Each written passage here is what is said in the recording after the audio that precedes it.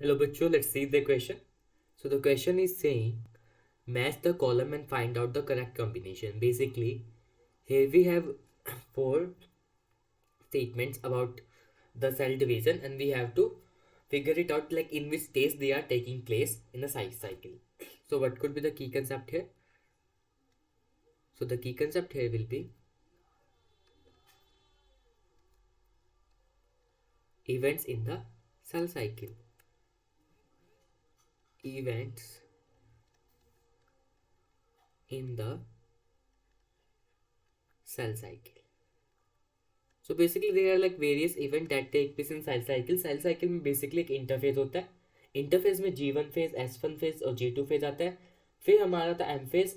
M phase में basically अगर mitosis की बात करें प्रोफेज आता है, मेटाफेज, एनाफेज, टीलोफेज आता है. देन क्या होता है, साइटोकाइनेसिस होती है.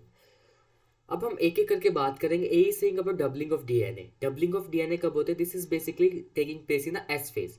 एस फेज क्या होता है? Synthesis phase. तो ए का क्या हो जाएगा? हमारा हो जाएगा 3, that is S phase. Synthesis phase भी बोलते हैं. S phase basically time interval होता है दो सक्सेसिव G1 और G2 के बीच में. इसमें डीएनए के रेप्लिकेशन होता है. इसमें अमाउंट ऑफ डीएनए तो डबल होता है एस फेज में, बट क्रोमोसोम नंबर क्या होता है? Remain same.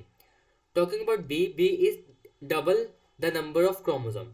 हमारे जो क्रोमोसोम के नंबर डबल किस स्टेज में होता है? इट इज बेसिकली टेक किस में होता है? एनाफेज में. जो एम फेज का एनाफेज है उसमें हमारे क्रोमोसोम के नंबर क्या होते हैं? डबल हो जाते हैं. सो बी का हो जाएगा 1. Talking about C, double the number of cells. Cell के नंबर डबल कैसे होगा? देखो, सो इसमें सब बहुत सारी एक्टिविटी चलती है during the G1 phase, even though in the M phase. तो उसके बाद क्या होगा? साइटोकाइनेसिस होगी. साइटोकाइनेसिस के बाद क्या होगा? एक से हमारे दो सेल बच जाएंगे. So it is due to the cytokinesis. Cyto मतलब साइटोप्लाज्म और काइनेसिस मतलब तोड़ना, ब्रेक डाउन होना. तो हमारा साइटोप्लाज्म दो इक्वल पार्ट में हमारा क्या हो जाएगा?